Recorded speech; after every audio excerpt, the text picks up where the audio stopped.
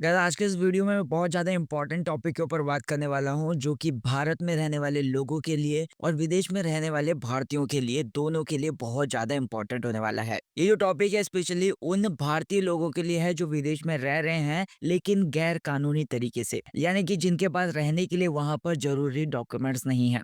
मतलब उनके पास वहाँ पर रहने के लिए वीज़ा नहीं है, परमिट नहीं है, इसके बावजूद भी वो विदेश में रह रहे हैं और वो इंडियंस हैं। हमारे जो एक्सटर्नल अफेयर्स मिनिस्टर हैं मिस्टर एस जयशंकर, उन्होंने हाल ही में अमेरिका की एक प्रेस कॉन्फ्रेंस की, उसमें उन्होंने इस बारे में बात की और साफ साफ ये बताया कि भारत का क्या रुख है इस चीज को लेकर, या फिर अभी भारत की क्या सिचुएशन है इस चीज के ऊपर। उन्होंने ऐसा कहा कि भारत हमेशा उन भारतीयों को वापस लाने के लिए तैयार है जो विदेशों में गैर कानूनी तरीके से रह रहे हैं। उनके पास कोई भी डॉक्यूमेंट नहीं है वहां का, लेकिन वो फिर भी उस देश में रह रहे हैं, मतलब वो भारतीय विदेश में रह रहे हैं। लेकिन उस चीज के लिए एक शर्त है, ये साबित होना चाहिए कि वो रियल में इंडियन सिटीजन्स हैं, यानी कि वो भारतीय नागरिक हैं। इस बात को रियलिटी में सुनिश्चित होना चाहिए, तभी वो इसके ऊपर कार्रवाई करें। अब ये जो नियम है वो केवल अमेरिका के लिए नहीं है बल्कि देश भर के लिए है, मतलब हर देश के लिए लागू होता है। तो चलिए आज इस टॉपिक पर डिटेल से बात करेंगे, लेकिन अगर आपको वीडियो पसंद आती है तो वीडियो को लाइक कर देना, चैनल को सब्सक्राइब कर देना। भारत का रुख, यानी कि भारत की जो सोच है, भारत की जो पॉलिसी है वो ये है कि अगर कोई भी भारतीय विदेश के अंदर गैर कानूनी तरीके से रह रहा है तो भारत जो है वो उसे अपने देश में वापस लाने के लिए हमेशा तैयार है। लेकिन इसके लिए एक शर्त जरूरी है कि वो इंडियन होना चाहिए, मतलब ये साबित होना चाहिए कि वो रियल में इंडियन है। अब ये जो स्टेटमेंट दिया गया था ये उस टाइम दिया गया था जब अमेरिका में इलीगल इमिग्रेंट्स, यानी कि जो भी अवैध प्रवासी हैं, यानी कि जो बिना किसी सही डॉक्यूमेंट के अमेरिका में जा रहे हैं, उसके ऊपर बहुत ज्यादा चर्चा हो रही थी। अब अमेरिका की जो सरकार है इस मुद्दे को लेके बहुत ज्यादा सख्त हो गई है और ऐसे लोगों को अपने देश से निकालने की कोशिश कर रही है। तो इसलिए अब भारत का ये कहना है कि अगर ऐसे लोगों को वापस भेजा जाए तो भारत जिम्मेदारी लेगा, लेकिन पहले ये पुष्टि करनी होगी, इस बात को साबित करना होगा कि वो रियलिटी में इंडियंस हैं, यानी कि लेकिन इस बात की पुष्टि करनी होगी पहले, यानी कि इस बात को पहले साबित करना होगा कि वो रियलिटी में इंडियंस हैं। तो हमारे देश का बस यही मानना है कि जो लीगल माइग्रेशन है, यानी कि जो भी कानूनी प्रवास है, उसको बढ़ावा दिया जाना चाहिए ताकि जो इंडियन टैलेंट है उसको दुनिया भर में रिस्पेक्ट मिले और जो भी अपॉर्चुनिटीज हैं और भी जो भी मौके हैं वो बिल्कुल समान मिले सभी को। अब बात कर लेते हैं कि इलीगल इमिग्रेशन की वजह से, यानी कि जो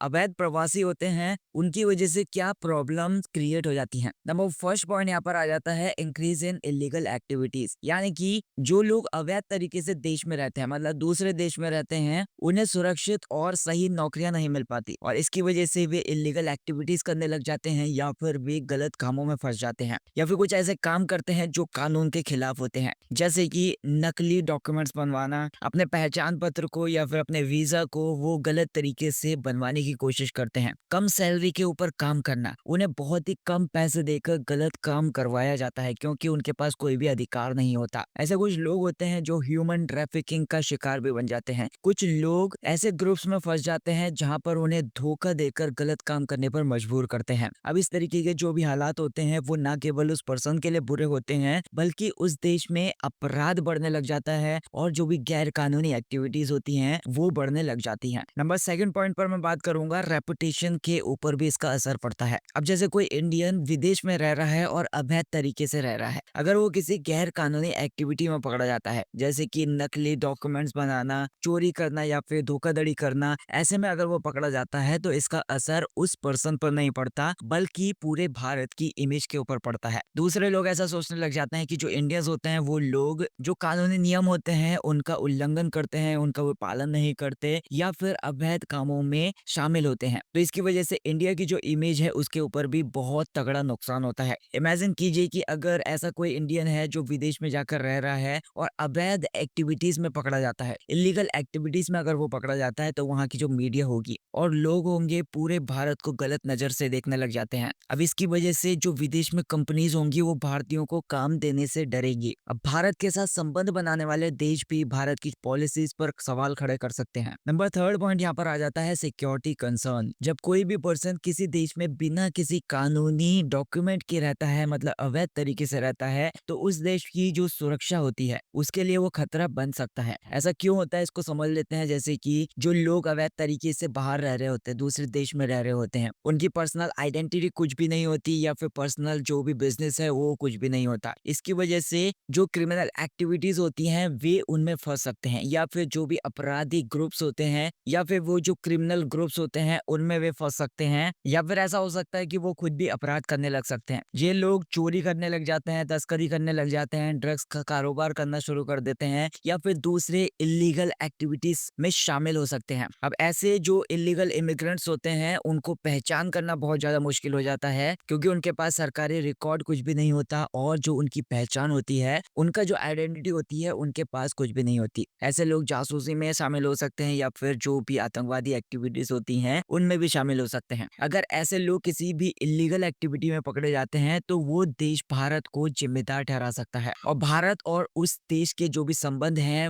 वो बिगड़ सकते हैं या फिर खराब हो सकते हैं। अब लीगल इमिग्रेशन के यानी कि कानूनी प्रवास के कुछ फायदों के ऊपर भी नजर डाल लेते हैं। जब कोई भी पर्सन कानूनी तरीके से विदेश में जाता है, यानी कि सही डॉक्यूमेंट्स के साथ वो विदेश में जाता है, जैसे कि वीजा के साथ, पासपोर्ट के साथ, या फिर वर्क परमिट के साथ वो अगर विदेश में जाता है तो उसे कई फायदे मिलते हैं। हमारे जो विदेश मंत्री हैं एस जयशंकर, उन्होंने इसी बात पर जोर दिया है। भारत जो है वो लीगल इमिग्रेशन का सपोर्ट करता है, क्योंकि इससे जो इंडियन स्किल है और उनका जो टैलेंट है उसको बढ़ावा मिलता है, उनके लिए नए नए मौके खुल जाते हैं। तो कुछ पॉइंट्स के ऊपर बात कर लेते हैं, जैसे कि नंबर 1 पॉइंट है यहाँ पर डिग्निटी एंड सिक्योरिटी, मतलब जो सम्मान होता है और जो सिक्योरिटी होती है वो मिलती है। जैसे कि कानूनी तरीके से विदेश में जाने वाले लोगों को पूरे अधिकार वहां पर मिलते हैं, वे बिना किसी डर के वहां पर काम कर सकते हैं। अगर उनके साथ कुछ गलत भी हो तो वे कानूनी मदद भी ले सकते हैं। नंबर 2 पॉइंट यहाँ पर आ जाता है नेशनल प्राइड।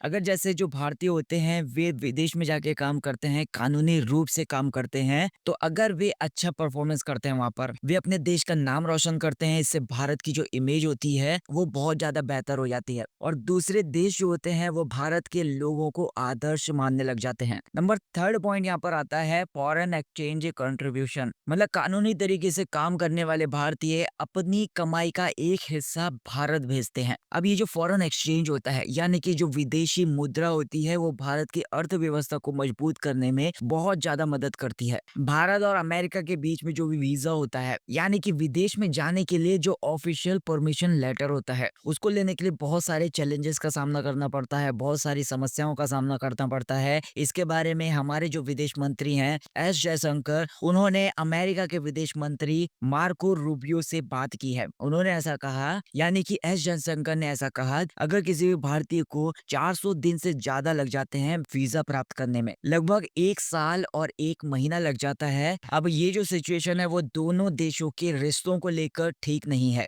भारत हमेशा इन सारे मुद्दों के ऊपर जोर देता है, जैसे कि लीगल माइग्रेशन प्रोसेस, यानी कि जो लोग यात्रा करना चाहते हैं विदेश में जाकर और जो काम करना चाहते हैं विदेश में जाकर, उसको बहुत ज्यादा सिंप्लीफाई किया जा सके, यानी कि उसको बहुत ज्यादा आसान बनाया जा सके और फास्ट भी बनाया जा सके इस प्रोसेस को। तो वीजा की समस्याओं को लेकर कुछ कारण निकल कर आते हैं, जैसे कि पैंडेमिक के बाद की जो सिचुएशन है उसका प्रभाव पड़ा है। अब पैंडेमिक के बाद यानी कि कोविड-19 जब आया था, तो उसके बाद अमेरिका और दूसरे देशों में वीजा की जो प्रोसेस है वो बहुत ज्यादा स्लो हो गई है। इसकी वजह से वहां के लोगों को वीजा को मिलने में बहुत टाइम लगता है। वीजा की जो प्रोसेस है वो बहुत ज्यादा लंबी है, बहुत ज्यादा कॉम्प्लिकेटेड भी है। इसका मतलब ये है कि उस बहुत सारे स्टेप्स लेने पड़ते हैं और बहुत सारे डॉक्यूमेंट्स भी लगते हैं, जिनकी वजह से उसको सही तरीके से पूरा करना होता है। ये सारे जो स्टेप्स होते हैं इनको मिलाकर ये जो प्रोसेस होती है वो बहुत ज्यादा स्लो बन जाती है, जिसकी वजह से जो भी एप्लीकेंट होते हैं जिनको वीजा चाहिए होता है उन लोगों को लंबा इंतजार करना पड़ता है। उदाहरण के लिए सबसे पहले अगर आपको वीजा चाहिए तो उसके लिए डॉक्यूमेंट्स की जांच होगी, आपका इंटरव्यू का टाइम भी आएगा और लास्ट में आपको फाइनल मंजूरी मिलेगी। अब इस पूरी प्रोसेस में काफी ज्यादा टाइम लग जाता है और ये बहुत ज्यादा कॉम्प्लेक्स भी है, जिसकी वजह से लोगों को परेशानियों का सामना करना पड़ता है। नंबर 3 पॉइंट यहाँ पर निकल कर आता है, जो भी एप्लीकेंट्स हैं यानी कि वीजा के लिए या फिर डॉक्यूमेंट्स के लिए बाहर देशों में काम करने के लिए या फिर वहां पर घूमने के लिए जो भी एप्लीकेंट्स हैं, उनकी संख्या में जो भी वृद्धि है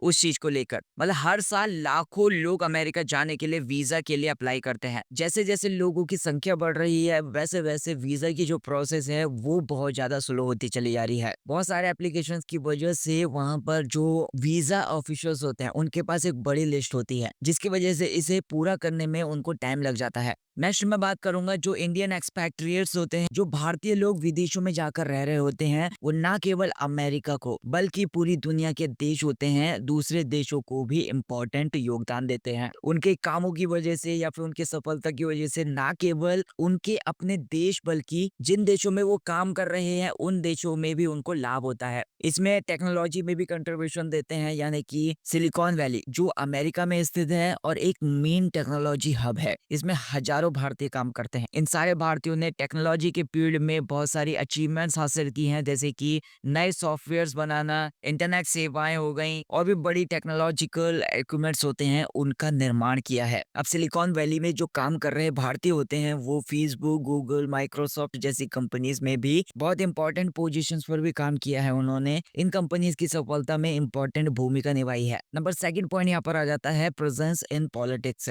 आजकल अमेरिका में भी इंडियन ओरिजिन पॉलिटिशियंस जो हैं वो बहुत ज्यादा मात्रा में अवेलेबल हैं, बहुत ज्यादा मात्रा में वे एक्टिव हैं। इसका मतलब ये है कि भारतीय प्रवासी यानी कि जो इंडियन एक्सपैट्रिएट्स हैं वो केवल बिजनेस के फील्ड में आगे नहीं है, टेक्नोलॉजी के फील्ड में आगे नहीं है, बल्कि पॉलिटिक्स में भी अपना इंपॉर्टेंट योगदान दे रहे हैं। अमेरिका में जो इंडियन ओरिजिन पॉलिटिशियंस होते हैं अब वे सेंट्रल लेवल पर भी और स्टेट लेवल पर भी इंपॉर्टेंट पदों के ऊपर काम कर रहे हैं। उदाहरण के तौर पर कमला हैरिस जो कि अमेरिका के उपराष्ट्रपति हैं। अब ये जो लोग होते हैं वो भारत को रिप्रेजेंट करते हैं और इंडियन कम्युनिटी की आवाज उठाते हैं। नंबर थर्ड पॉइंट यहाँ पर निकल कर आ जाता है कॉमर्स एंड एंटरप्रेन्योरशिप। मतलब बिजनेस को लेकर और जो एंटरप्रेन्योरशिप है उसके फील्ड में भी जो इंडियन एक्सपैट्रिएट्स हैं यानी कि जो भारतीय प्रवासी हैं उन्होंने इंपॉर्टेंट योगदान दिया है। उनके नए नए जो इनोवेटिव आइडियाज होते हैं, इनोवेटिव प्रोडक्ट्स होते हैं, उनमें उन्होंने सफलता प्राप्त की है। उदाहरण के तौर पर आप ऐसा समझते हो जो इंडियन एक्सपैट्रिएट्स हैं उन्होंने अमेरिका के अंदर और दूसरे देशों में टेक्नोलॉजी के फील्ड में, एजुकेशन के फील्ड में, हेल्थ केयर के फील्ड में नई नई कंपनीज भी स्टार्ट की हैं। भारतीय प्रवासियों के द्वारा शुरू किए गए जो भी बिजनेस हैं दूसरे देशों में उनकी वजह से नौकरी के मौके पैदा किए हैं और इसके साथ ही इस चीज की वजह से जो लोकल इकोनॉमी है उसमें भी फायदा हुआ है। अब बात कर लेते हैं इंडियन गवर्नमेंट के द्वारा जो प्रवासी भारतीय हैं उनके लिए मदद करने के लिए कई कदम उठाए गए हैं, जैसे कि प्रवासी भारतीय सेंटर्स यानी कि विदेशों में भारतीयों की मदद करने के लिए कई स्पेशल तरीके के सेंटर्स तैयार किए गए हैं। नंबर सेकंड पॉइंट है इमरजेंसी असिस्टेंस। क्राइसिस के टाइम पर जैसे कि वॉर चलते हैं, युद्ध हो जाते हैं, नेचुरल डिजास्टर्स आ जाती हैं, तो जो इंडियंस वहां पर बैठे हुए हैं दूसरे देशों में उन इंडियंस को सुरक्षित वापस भारत लाने के लिए जो इंडियन गवर्नमेंट है वो तुरंत कार्रवाई करती है। नंबर थर्ड पॉइंट यहाँ पर निकल कर आता है लीगल सपोर्ट, यानी कि विदेशों में जो भी फंसे हुए भारतीय हैं उनको कानूनी मदद भी प्रोवाइड कराई जाती है। लीगल ट्रबल्स में अगर वो पड़ जाते हैं, कानूनी परेशानी में अगर वे पड़ जाते हैं, अगर कानूनी मदद चाहिए उन्हें, तो उस टाइम पर भी जो इंडियन सरकार है वो उनकी मदद करती है। अब अमेरिका और भारत के बीच में हमेशा से ही अच्छे संबंध रहे हैं। दोनों देशों के बीच में जो भी ट्रेड है, एजुकेशन है, सिक्योरिटी है और जो भी कल्चरल एक्सचेंज चलता है उसमें एक मजबूत शेयरिंग चलती है। लेकिन कुछ ऐसी समस्याएं हैं जैसे कि इलीगल माइग्रेशन या फिर वीजा से संबंधित जो भी समस्याएं हैं, इन रिश्तों के सामने कुछ चुनौतियां पैदा कर रही हैं। इन समस्याओं के लिए हमें कुछ कदम उठाने चाहिए, मतलब लीगल माइग्रेशन को प्रमोट करना चाहिए। दोनों देशों को मिलकर ये सुनिश्चित करना होगा कि जो लीगल माइग्रेशन है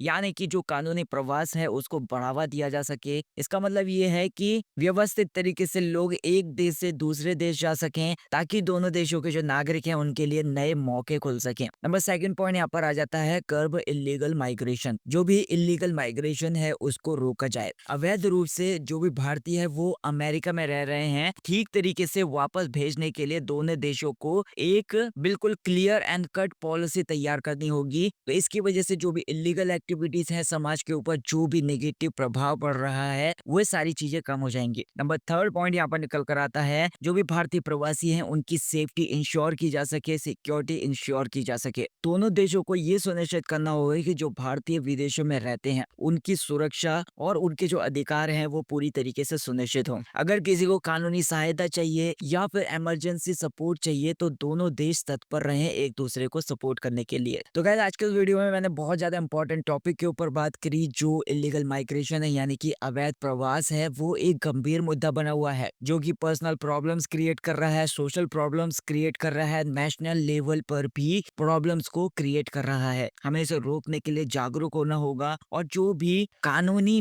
लीगल माइग्रेशन है उसको बढ़ावा देना होगा। सो इस टॉपिक के ऊपर आपकी जो राय है वो बहुत ज्यादा मैटर करती है। तो आप मुझे बताइए कि आपने या फिर आपके किसी जानने वाले ने क्या कभी वीजा प्रोसेस को लेकर बहुत सारी प्रॉब्लम्स को फेस किया है या फिर बहुत सारी कठिनाइयों का सामना करना पड़ा है। इसके लिए आप क्या सॉल्यूशन देना चाहोगे मुझे कमेंट सेक्शन में बताइएगा। आपको क्या लगता है कि इलीगल माइग्रेशन को रोकने के लिए सरकार और सोसाइटी को क्या क्या कदम उठाने चाहिए? जो भी आपका मानना है इस चीज को लेकर मुझे कमेंट सेक्शन में बताइएगा। अगर आपको वीडियो पसंद आई हो तो वीडियो को लाइक कर देना, चैनल को सब्सक्राइब कर देना। Thank you so much for watching this video.